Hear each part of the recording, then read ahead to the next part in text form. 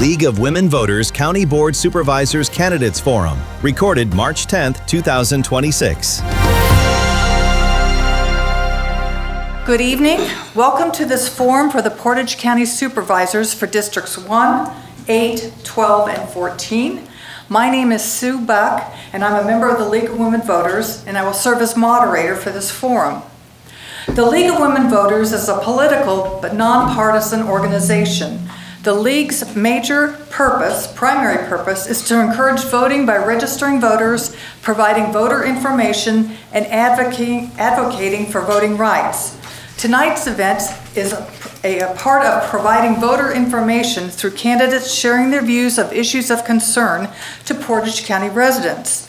The co-sponsors of this forum, the SPASH Student Senate, the UWSP Pointers Vote Coalition, the UWSP Student Government Association, and the Portage County Business Council are also nonpartisan organizations with no endorsement of candidates or political parties. Their interest is in helping local citizens to be more informed voters. The Portage County Board of Supervisors is the legislative branch of the county responsible for the leadership and coordination of the work of the Portage County government, providing services to more than 73,198 residents and 27 municipalities. The county covers 810 square miles. Portage County was created from the Wisconsin Territory in 1836 and organized in 1844. The land was historically part of the Menominee homelands. The services provided include highway, parks and trail systems, and protecting the public through public safety departments. The county also provides services to children, elderly, and disabled citizens through the Health and Human Services Department, the Aging and Disability Resource Center, and the Division of Public Health.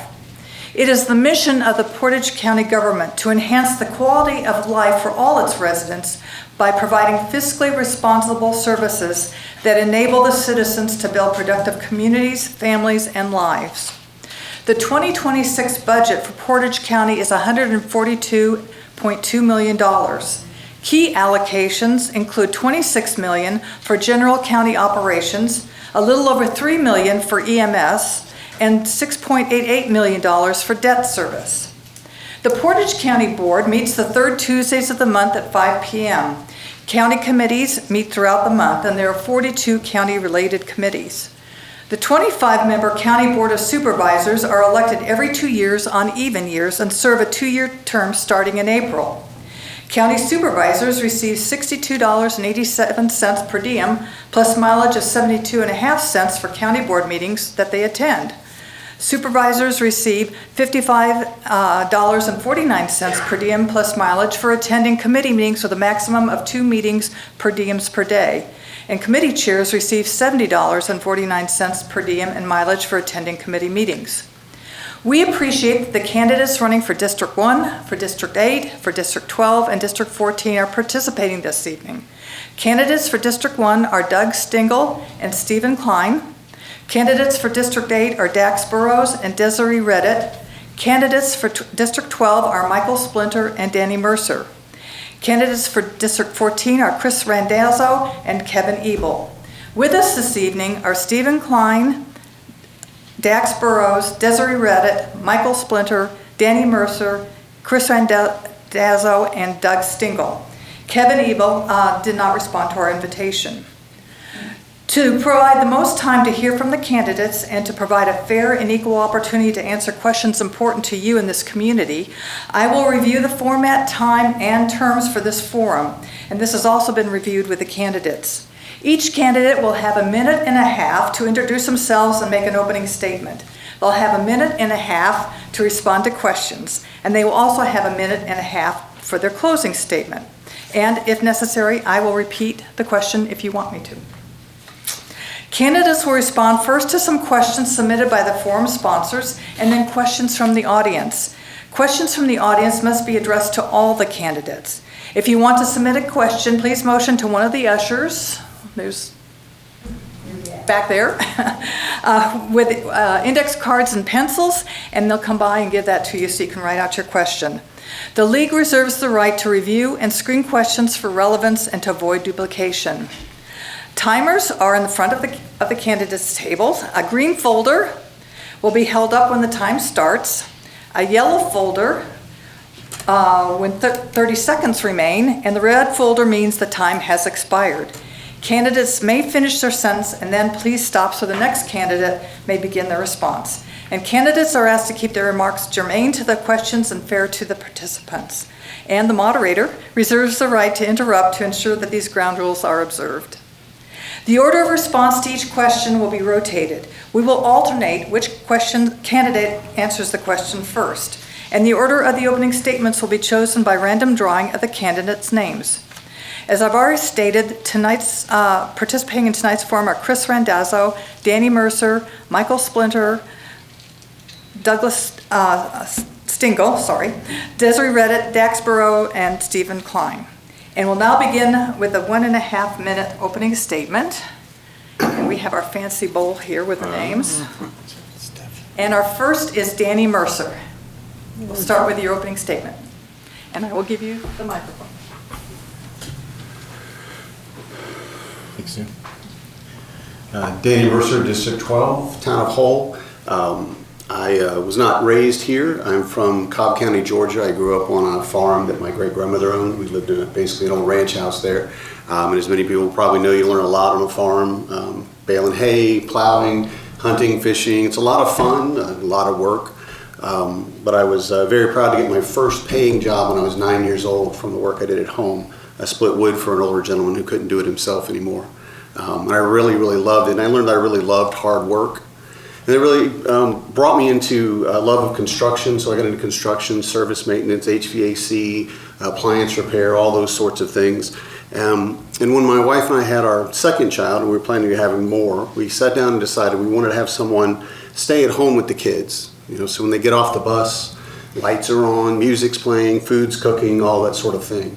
And if you've met my wife, you'll realize that she would probably be wasted in a job like that. She's an incredible mother, but also has a lot more talents for other things. I'm currently a member of the Stevens Point Community Outreach, who run the Warming Center, and Partnering Together, who also work with our needy in the community. And I'm the Vice President of the National At-Home Dad Network, and have been on their board for 6 years and with their organization for 10. Overall, all of it has given me a chance to really know that the only way forward is together. Thank you. Thank you. And the next is Dax Burrows.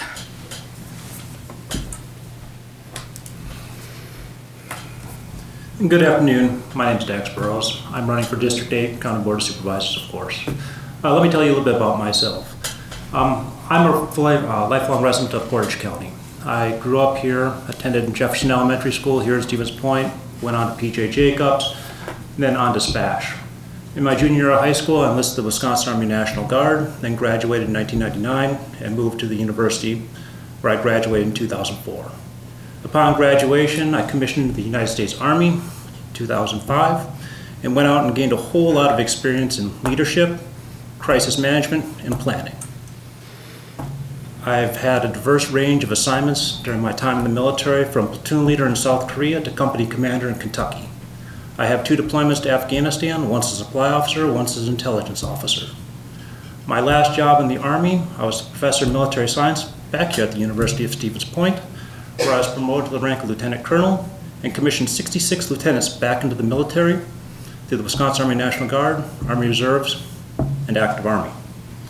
Now that I'm back here, I see this as a continuation of my military service, where I can continue to give back to the community and ensure that this county remains a great place to raise my family of 2 daughters, ages 6 and 9, and I look forward to doing everything I can to ensure that they have every opportunity and that every community member can thrive in this area. Thank you. Thank you. Okay. Chris Randazzo, please. Hello, my name is Chris Randazzo, and I'm running for re-election as Portage County Supervisor, District 14. My wife Amy and I have been homeowners in the village of Plover for more than 20 years, and I've run a small business in the county for 18. I have a bachelor's degree in communication from UWSP and worked for 5 years as a contributing editor at the Portage County Gazette, covering local government meetings. That experience gave me a nuts and bolts understanding of how local government function and the skills needed to cut through opinion and legalese to get to the core of an issue.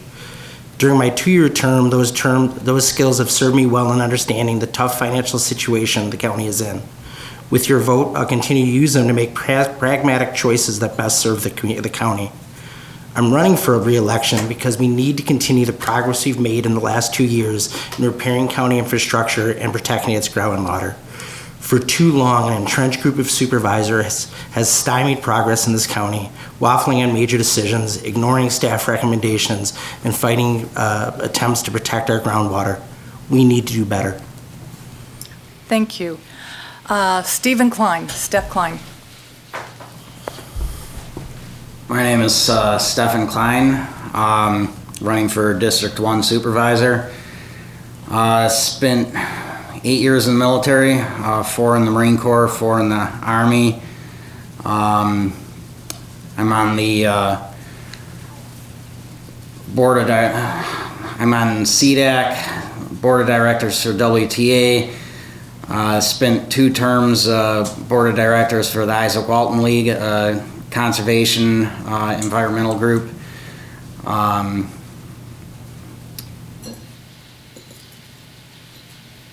Most importantly, though, I'm a father of 2 daughters, and I would like to build a better future for them.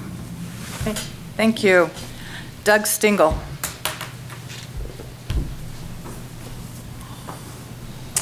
Hi everyone, I'm Doug Stingle and I'm running for District 1. Thank you to the League of Women Voters and their partners for this forum tonight. It's great to see all of you here in person, and thank you to those watching online. Thank you for participating in our democracy.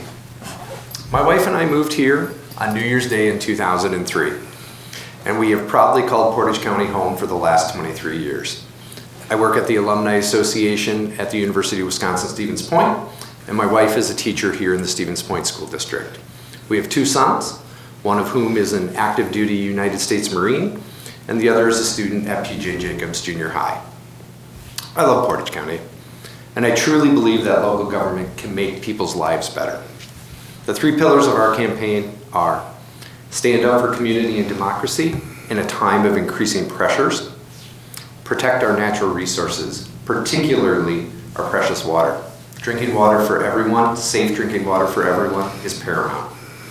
And sound financial stewardship of the major construction projects on the horizon here in Portage County. I ask for your vote on April 7th to strengthen our community and keep Portage County moving forward. Thank you. Thank you. Desiree Reddit.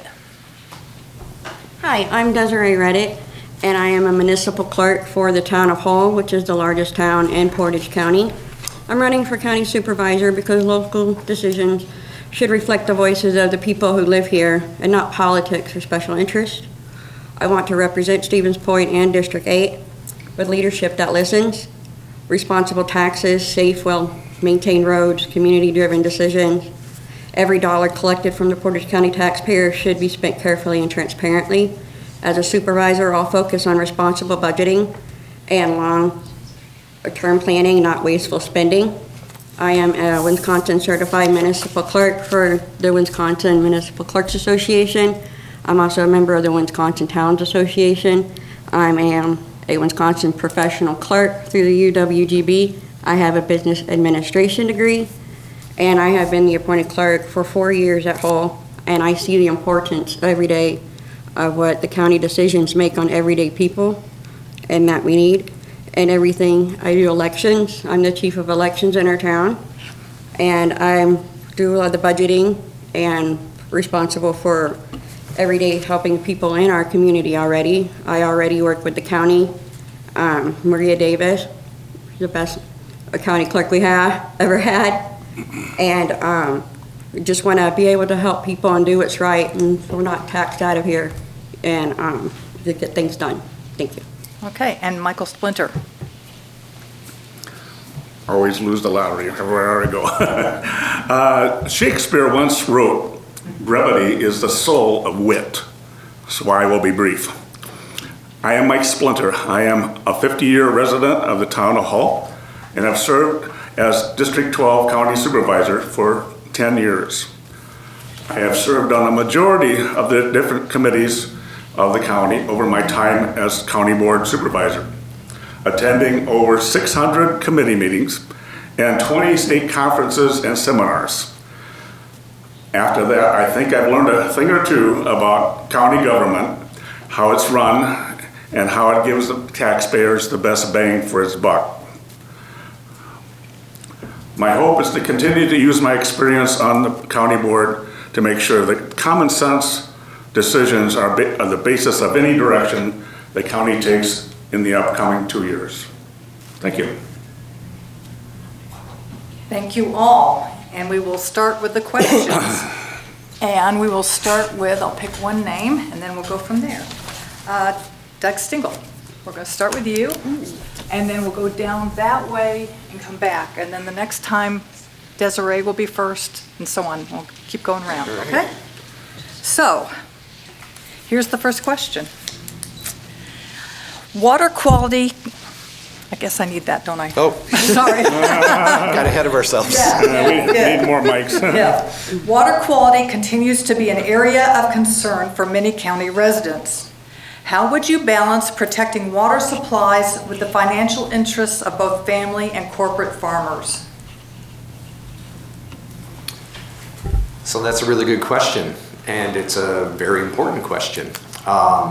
We currently have a wellhead protection ordinance that was really well written, but has been manipulated or changed by some of the county board supervisors in the past to weaken it to some degree. And so there is a potential new ordinance moving through that'll come sometime in the future. But drinking water is incredibly important. I mean, how do we live without it? Think about if you had to get bottled water, or you have to spend a lot of money for a reverse osmosis system. These are burdens on people and things that we need to stop. One other thing that I'm also concerned about is we see a lot in the news lately about AI data centers, particularly here in the state of Wisconsin. And those are incredible water usage and water polluting things, and we need to make sure that we here in Portage County are prepared for those, so that we don't end up like some of the folks that we've seen those horror stories where they can't drink their water anymore. So water is important, and it's very important to me and my campaign. Thank you. Desiree? Same question? Same question? Same question. Okay, well, the water's always been, as the town of Hull participated in the Well 11, which helped clean up our water and everything to make sure that we are getting the good drinking water, everybody. And town of Hull I deal with, we have all private wells. So it's important to make sure that anything that would be contaminating to the water and that we're getting proper studies done to make sure that it is, basically we can be able to use it.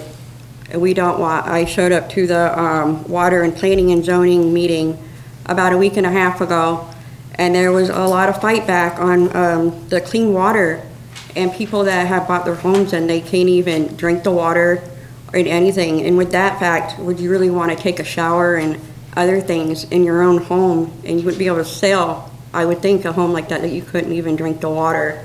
And we want to make sure that we are keeping them priorities in order in that funding to make sure that our water is clean, and we have to consider that before any development in housing infrastructures and stuff. We're all been very concerned about the quick trip that's going in on Double H and Hoover that we know is going to impact the water for the town, village of Whiting, and I think that we all need to work together to do what's best for everybody in general.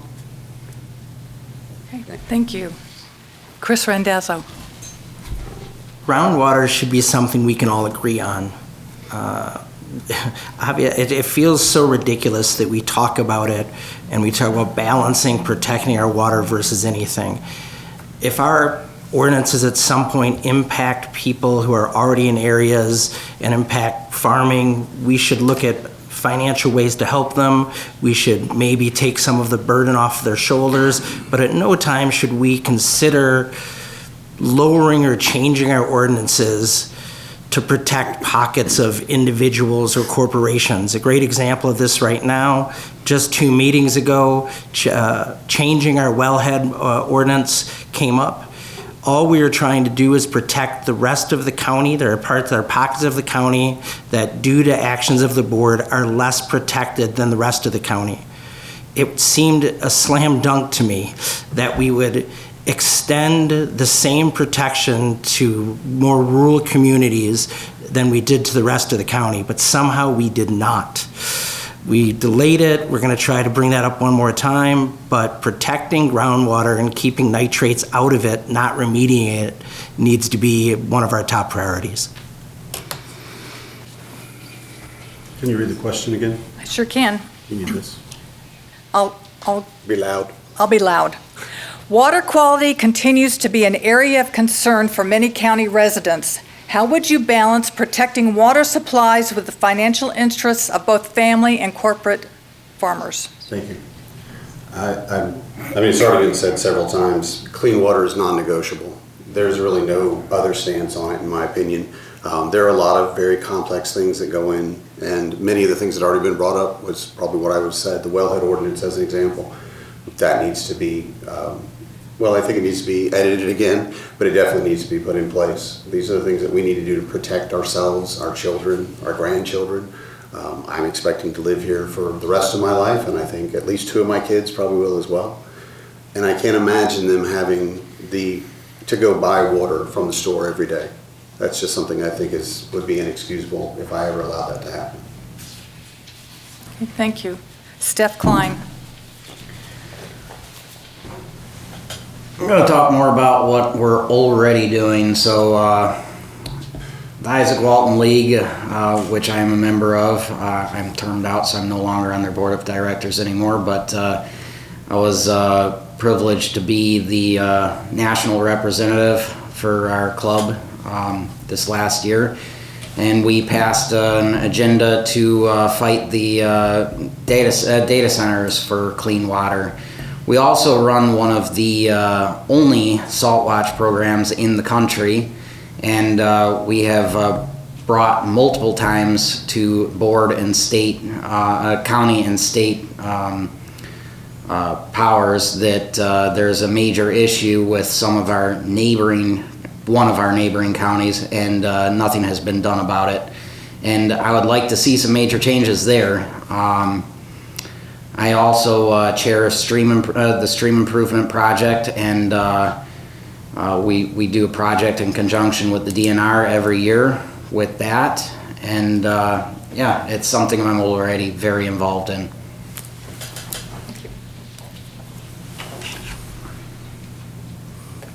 To be honest, all this talk of water makes me thirsty. And I'll be honest, it's one of those things that people take for granted until they can't take it for granted anymore.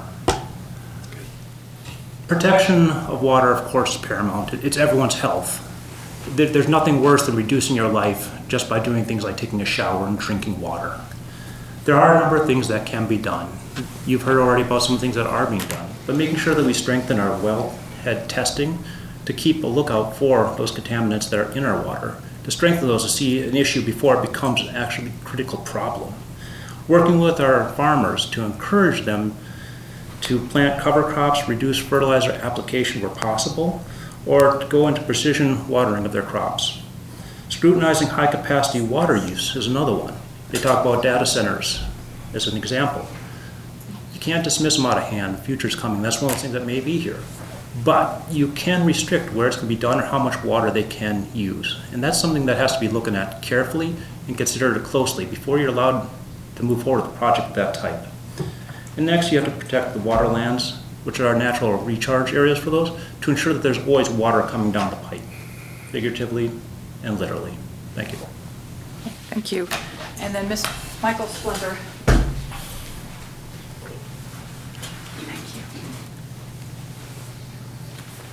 Yes, you talk about the balance between the residents and corporations.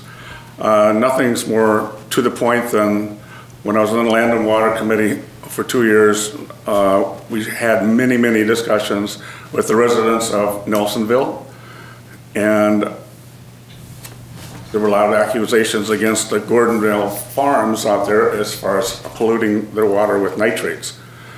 I was one of the only members of the committee that accepted an invitation to go and sit down with the farmer for a good 3 hours and get a tour of his operations. And I told him, I said, the goal should be that everyone gets good, clean water. And if you can do whatever you can do to mitigate any kind of nitrates as far as planting different crops or whatever else, you should do. Otherwise, you'll end up with controls from the county and the state. So he's aware of that, and the residents are trying their best to cope with what they have.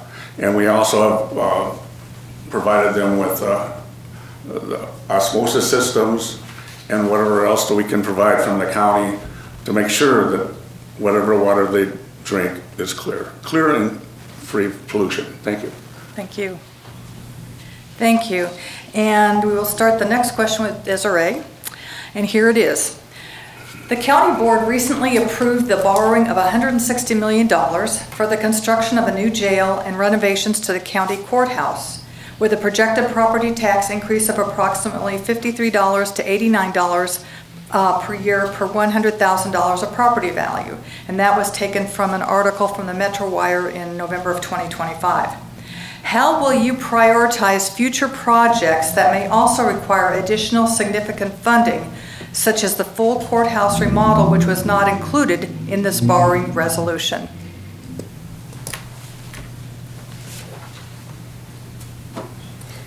Okay, for the jail, first off, as a community member, I was thinking, why do we need a jail? Taxes are already on the rise and everything. People can't afford this. And then I got to talking to the people that are actually in the jail that work here, that actually are on the board right now, that had to make this decision.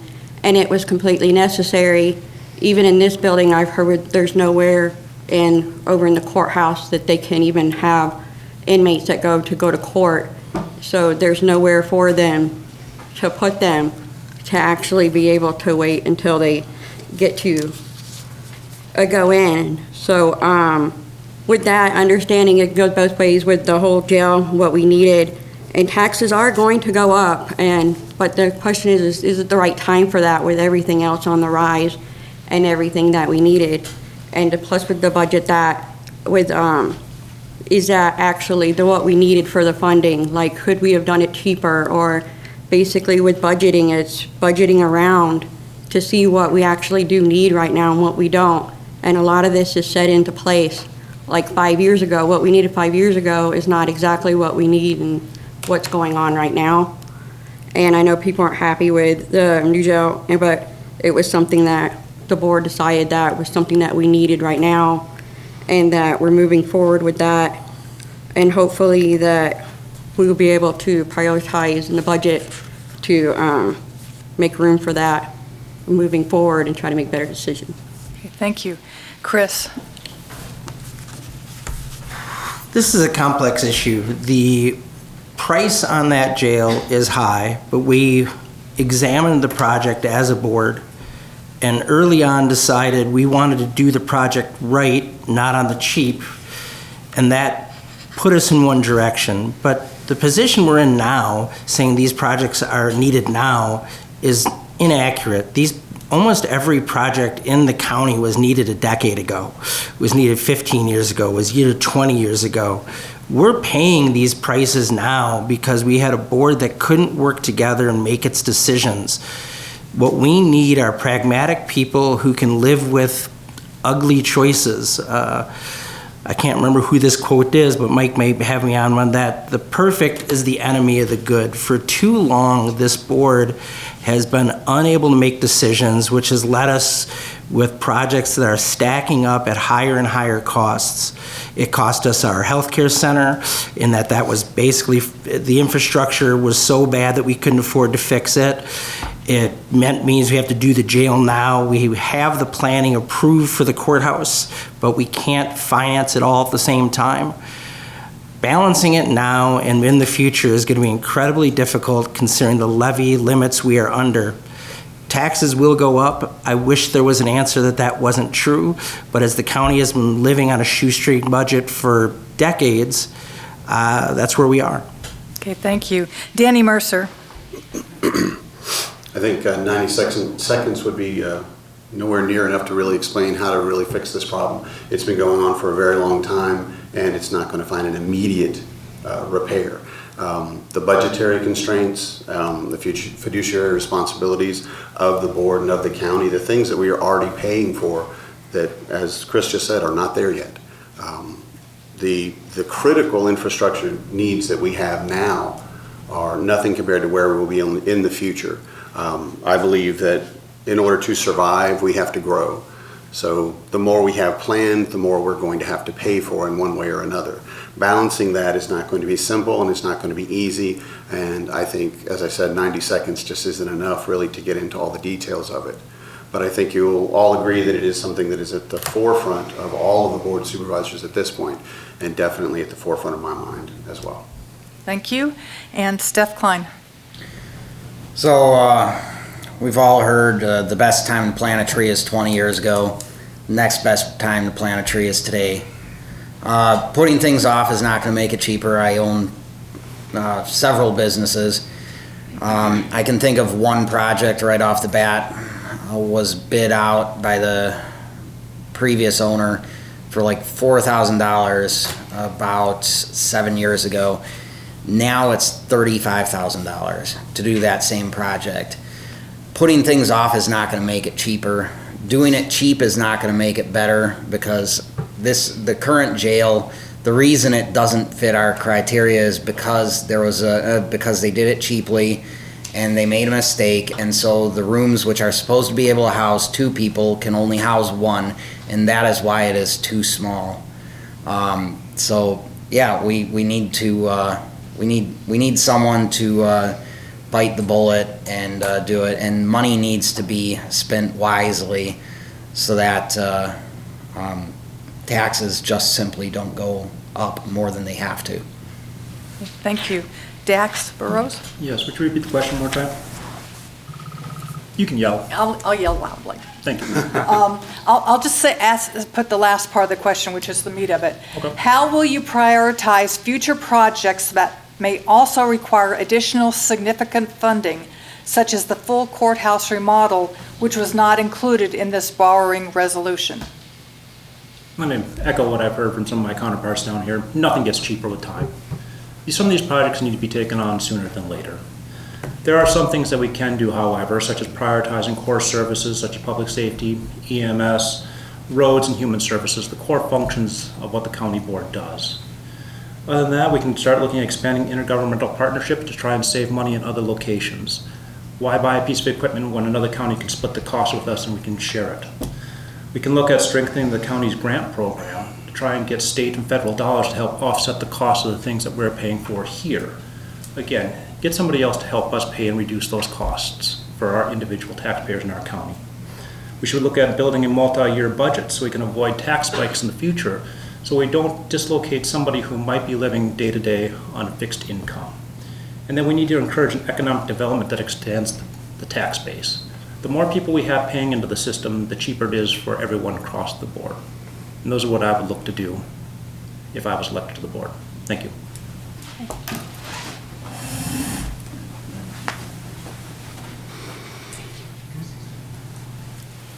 Mike Stingle. Yes. Mike Splinter.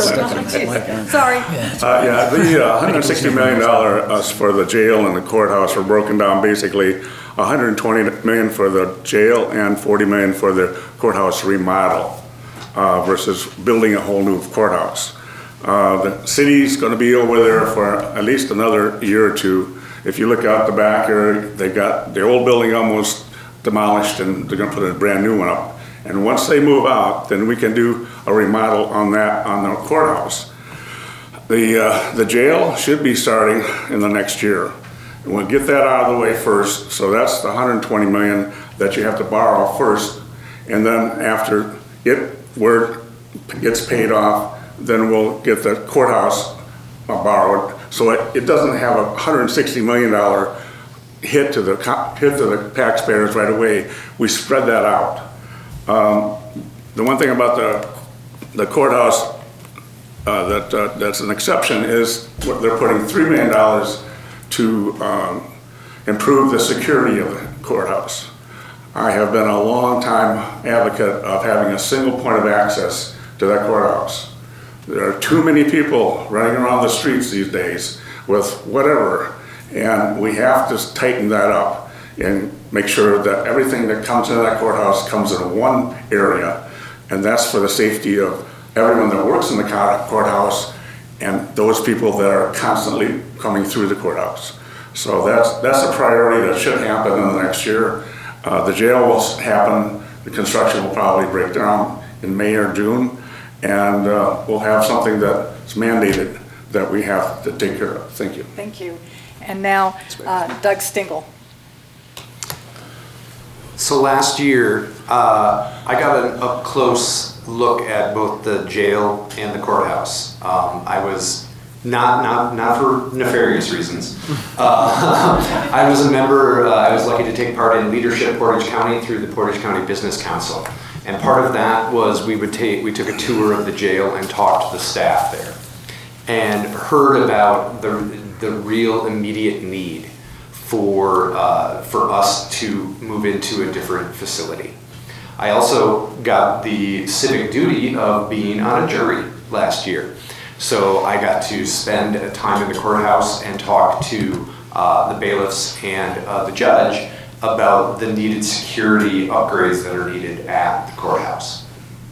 So these are vital projects, but we, as the county board, need to make sure that we're going to be good stewards of these dollars. These are big amounts of money that we're talking about, and these are burdens, new tax burdens on people that are going to impact their lives, particularly in a time of rising costs. So we need to find innovative solutions for additional income, and we need to find innovative solutions for us to continue to move these forward and be responsible stewards of the taxpayer dollar. Okay, thank you. Thank you all. We're going to move on to the third question, and we'll start with Chris Randazzo on this one. And this is a question from the audience. What should the county position be on immigration and customs enforcement in our community?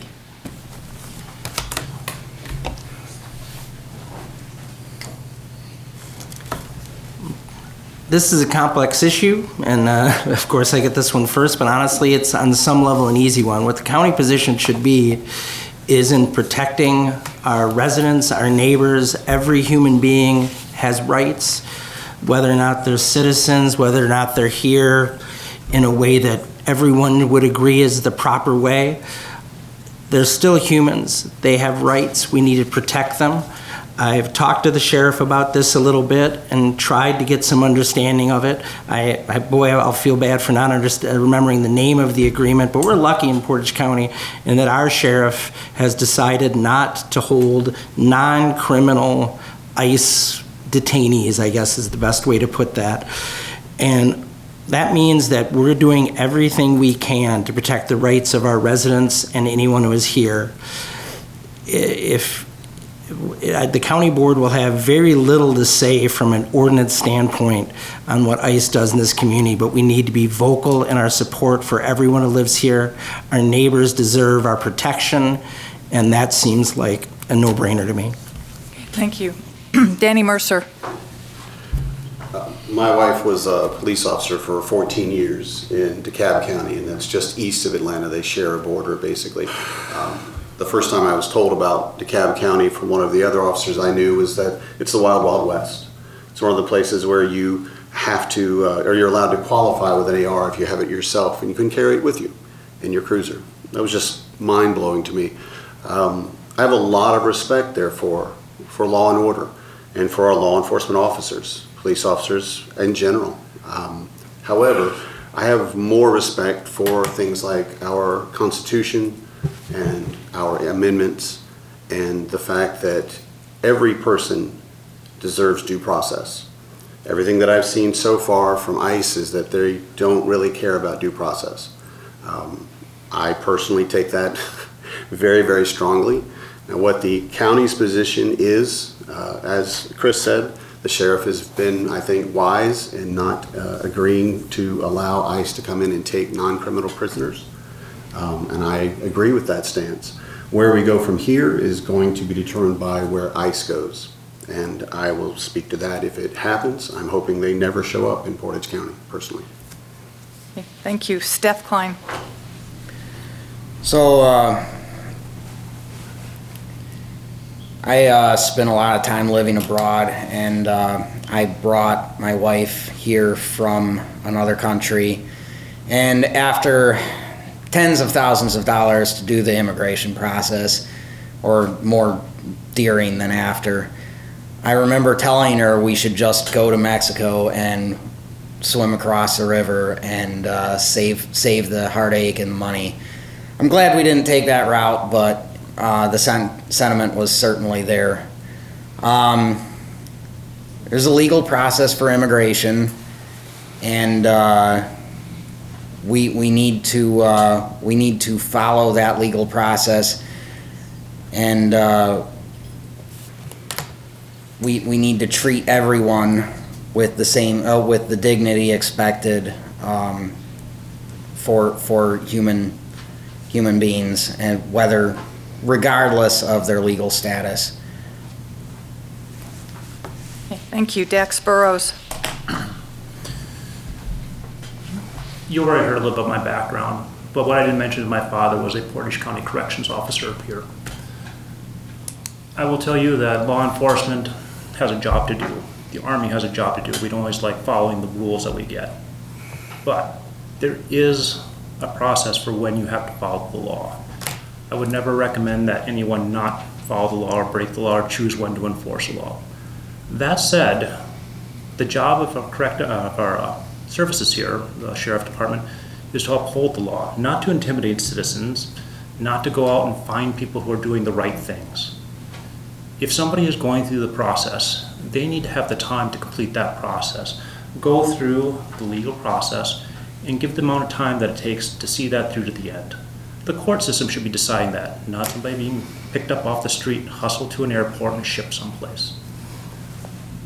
I stand by our law enforcement in that, yes, we need to enforce the law, but it can be done in a humane way, and it can be done in such a process that everyone gets the opportunity to have their day in court and to receive the legal protections that they are due.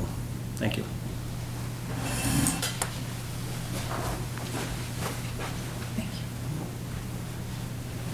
Mike Splinter. From what I observe across the country, ICE, at least in my opinion, should be going after the rapists, murderers, people with assault and battery charges, drug lords. There are plenty of those around the country that ICE can focus on. The other category are basically simple people that walked across the border because someone let them cross the border, and they're working at the local McDonald's or whatever else, and they're paying taxes. And that's something that ICE shouldn't be involved in before they take care of the real criminals that we have around. Because in this county, you'd be amazed how many meth dealers are going on. I talked to the sheriff, and he shows me bags and bags of illicit drugs that he picks up every day. So ICE has its own area that it should focus on, and if they get rid of a murderer or a rapist that's walking the streets out here, more power to them. Thank you. Thank you. Oops, sorry. Thank you for your. Doug Stingle. So we all have eyes, don't we? We all saw the lawless actions of ICE in Minneapolis. Before I moved here in 2003, my wife and I lived in Minneapolis. We have friends, we have family that still live in that area. And ICE is completely and totally out of control and lawless. And we need to stand up for our community and our neighbors.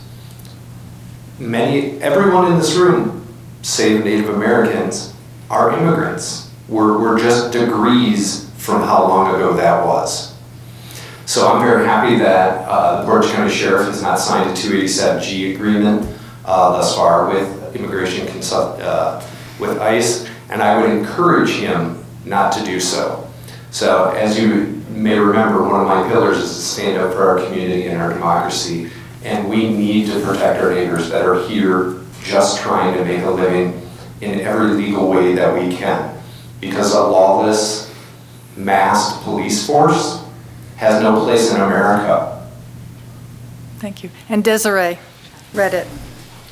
Okay, first off, that we are to uphold the Constitution, whether you're on a local level or basically in the White House. And nothing's being followed. No one is above the law, and that includes government.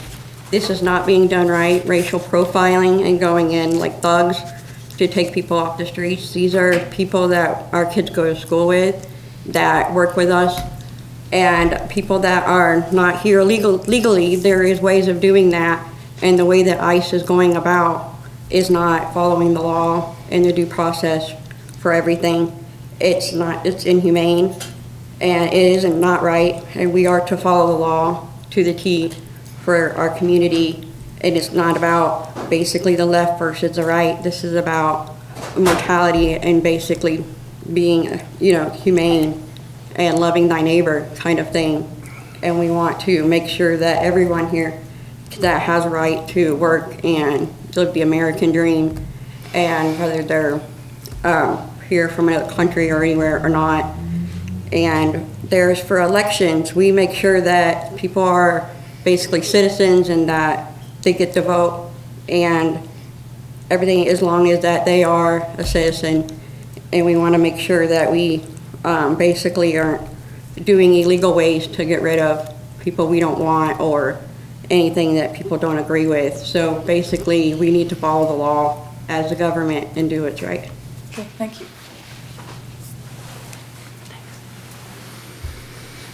And we'll start with Danny Mercer with this one. What is your understanding of the newly implemented no camping ordinance, and are you in favor of it? For background, with the ordinance, camping would be prohibited on city-owned property, including parks and rights-of-way, following the establishment of a year-round shelter for which a grant has been applied for and accepted.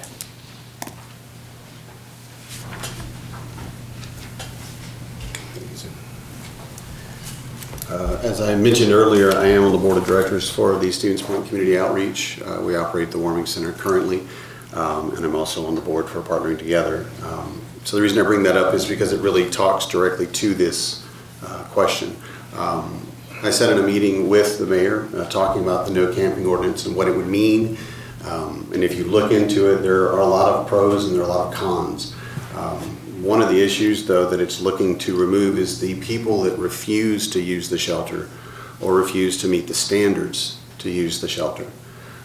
While a no camping ordinance, and especially in a large city, can be very detrimental to the unhoused population, the reality of it is at the level that we're looking at and with the police department that we have in place, I find that's a very positive addition because it gives people the understanding that you have to be responsible for yourself.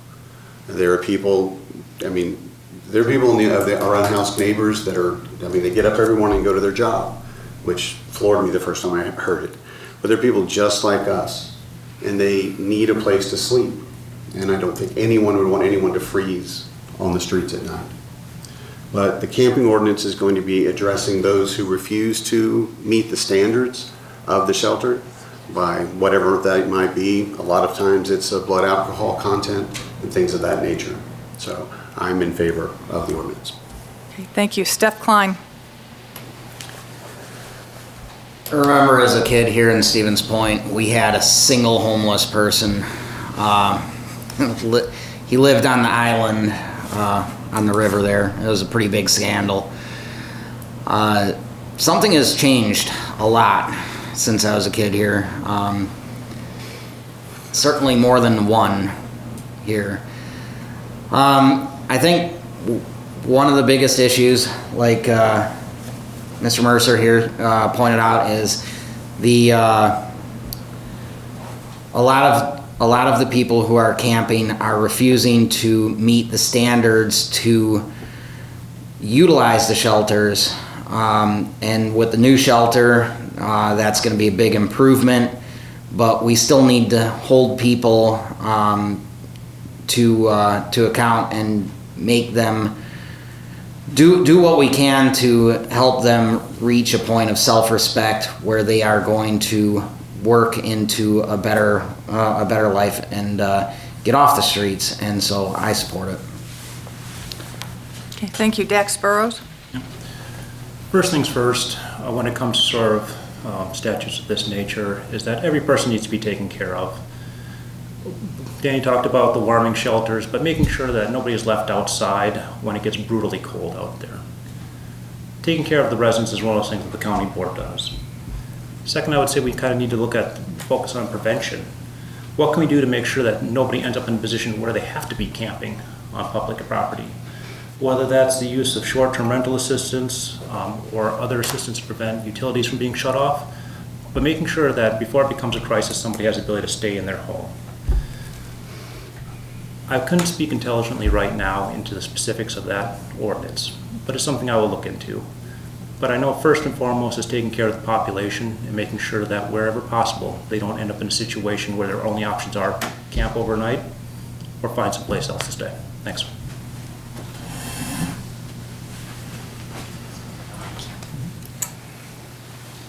Mike Splinter. Yeah, I believe that we should have, at least this is a city issue, not a county issue, but it affects the county because we all come through the city.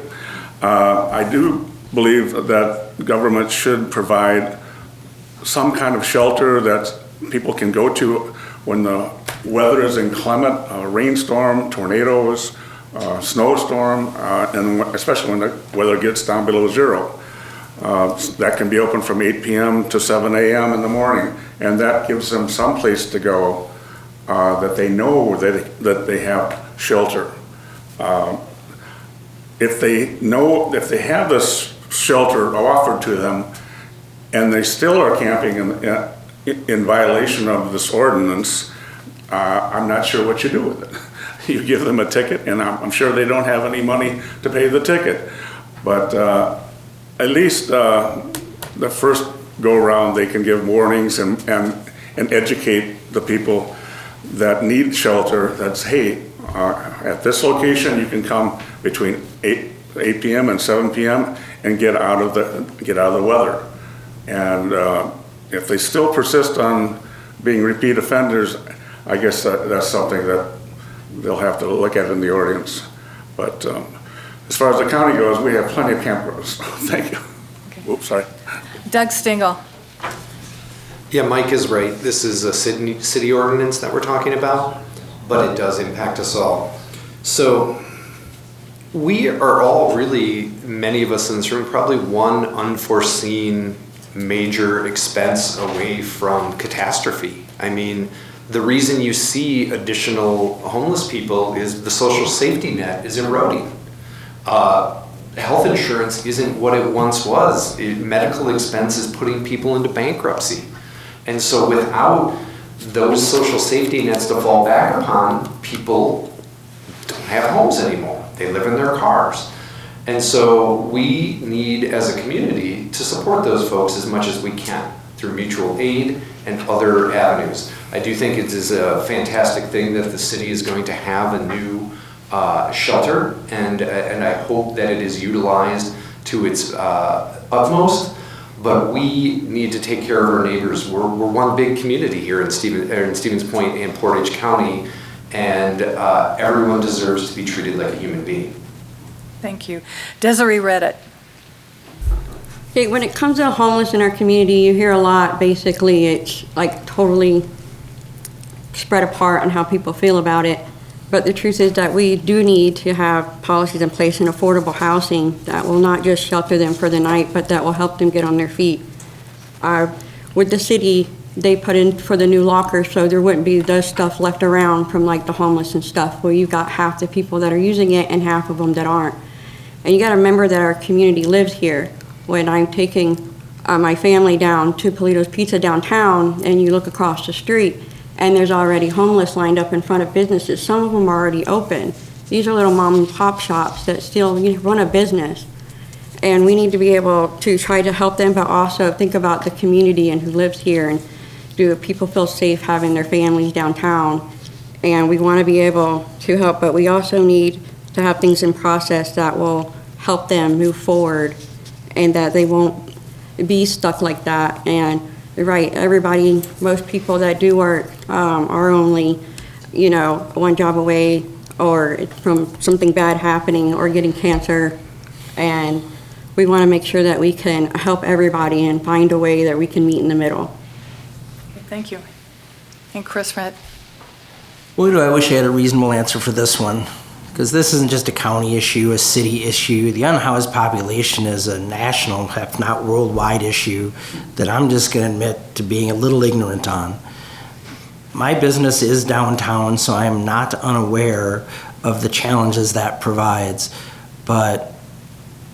And I don't want to say whether or not I support that ordinance, because really I don't know enough about it. I don't know the details. But I do worry that in the end it'll be criminalizing poverty. It'll be criminalizing having a mental health problem. And that is something I can't support. There's a difference to me about if we have standards at the warming shelter or places that seems reasonable, but saying someone can't meet the standard might be different than whether they won't. I don't know their situations with addiction, with mental health. So I do say that as a community, we have to come together and find a way to provide a safety net for these people, but I'm not going to claim to be smart enough to understand how to do that. Thank you. Thank you.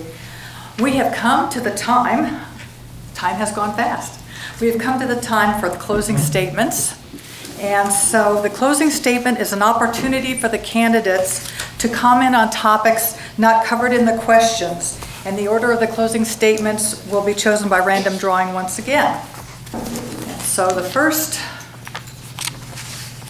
closing statement will be Danny Mercer. Lucky you. Yay. Oh, sorry. It's always good to be first, right? My closing statement has actually really confused me because I really didn't know what to leave you all with about who I am or what I want to do. Things that are very obvious: clean water. It's non-negotiable, as I said earlier. We have to grow as a community, but in a sustainable, financially sound way. Government, in my opinion, is here to serve us, to serve the residents. And so it needs to be at a place where the residents know what the government is doing. Transparency to me is a very, very important issue. All of that to say, my wife and I moved here to raise our kids. We didn't come here to change the community, but I've seen what my wife has done. I've seen what other people on the board have done, and I'm really looking forward to being a part of that growth and helping it be better, stronger, and safer. And I'm asking for your vote on April 7th. Okay. Thank you. Michael Splinter. Actually, one. Okay. I'd like to start out with basically what my guiding principle is on the county board when I make votes, and that's important. Whoever gets on the county board, you should have a guiding principle. The position of the county board supervisor here in Portage County is one that is nonpartisan.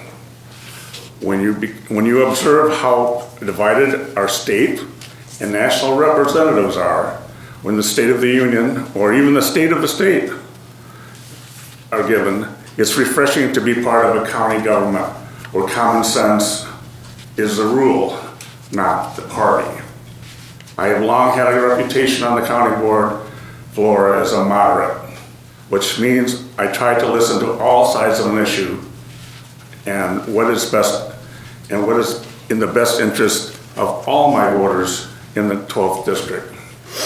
If you will re-elect me, I will continue to listen to and represent all my constituents and be a voice for all 2,800 taxpayers in District 12. I would appreciate your vote on April 7th. Thank you. Thank you. Stephen Klein.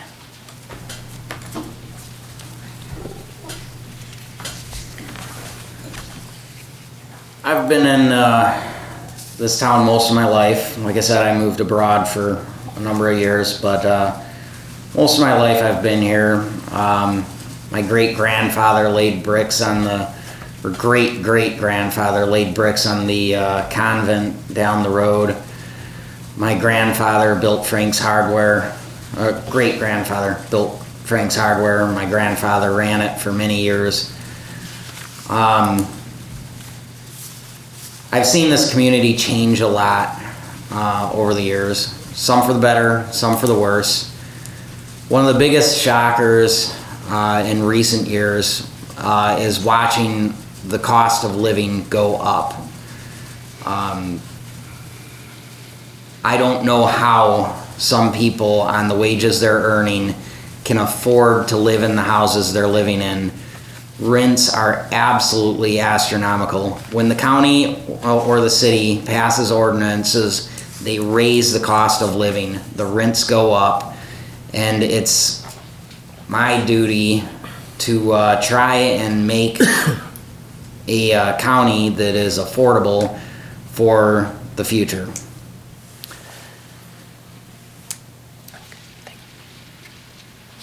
Thank you. Desiree Reddit.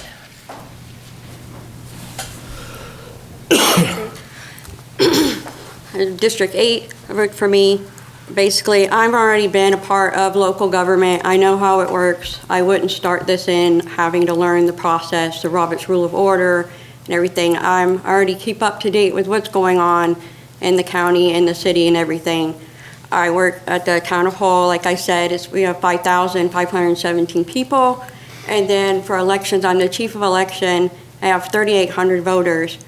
And I know what matters to local government. I'll be the voice that will stand up and do what is right for our water, for our people, and it not to be political, but to do what's right for everybody. We have people higher up that can deal with the whole politics of everything. And I think it's best that at our level that we focus on the local people and actually listen to the locals and what they want. Thank you. Thank you. Doug Stingle. Well, again, I'd like to thank the League and their partners for this exercise in democracy this evening. And thank you to those who are watching online at home. Citizens like you strengthen our community. We've had a great discussion here tonight about the important issues facing Portage County. We need to make sure that we stand up for our neighbors and our community by protecting our neighbors and ensuring fair and open and honest actions from our government. We need to protect our natural resources. Together, we need to ensure that clean drinking water is available for all residents of Portage County. And I encourage you to support strong wellhead protection agreements when they become before the Portage County Board.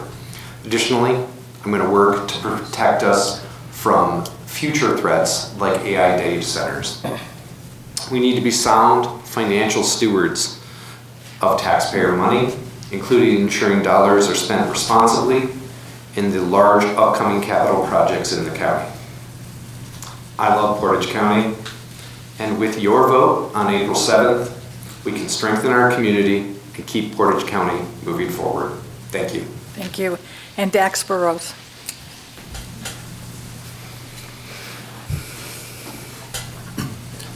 Thank you. There are many good questions tonight. Thinking back on the one in regards to wellhead protections and water, I see my water cup is empty right now and it makes me sad. I hope that this is never an issue that we see on the county level. Now I know that there were several good questions asked tonight, and I know that there's even more out there. So what I would like to do is encourage everyone to stick around a little bit afterwards and talk to the candidates that are up here.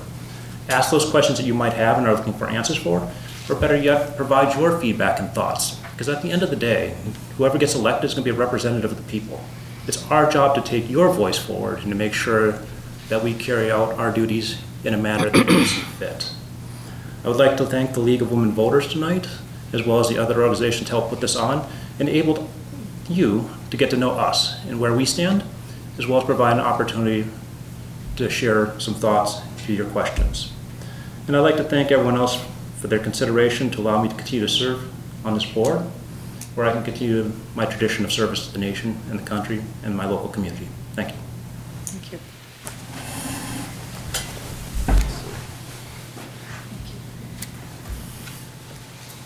Just Chris.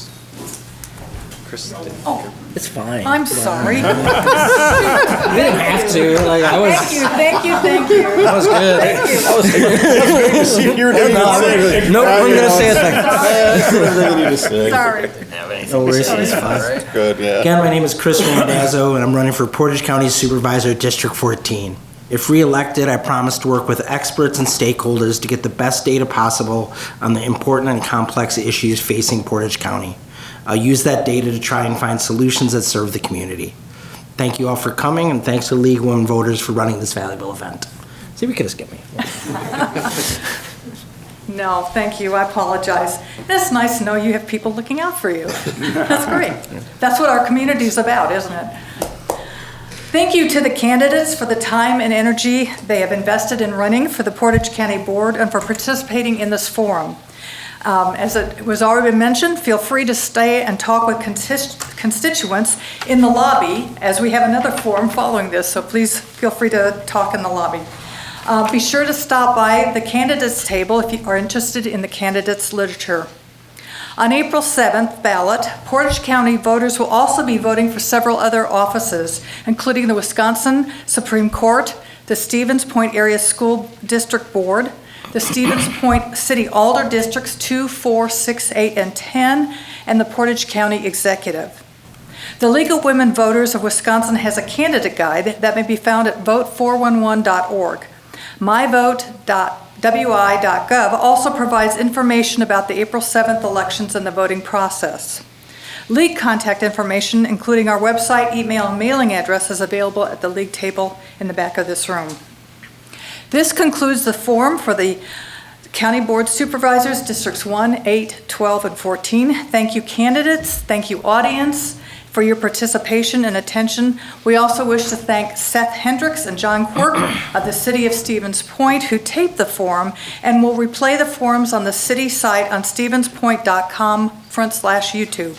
Along with tonight's 2 district supervisors forums, the Portage County Executive Forum, the Stevens Point Area School District School Board Candidate Forum, and the Stevens Point City Alders Forum will be on the Stevens Point YouTube site as well.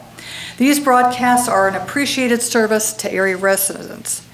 Thank you to the League members, the UWSP Student Government Association, members of the Portage County Business Council, and the Pointers Vote Coalition, and the SPASH Student Senate, who volunteered in various roles this evening to make this forum possible.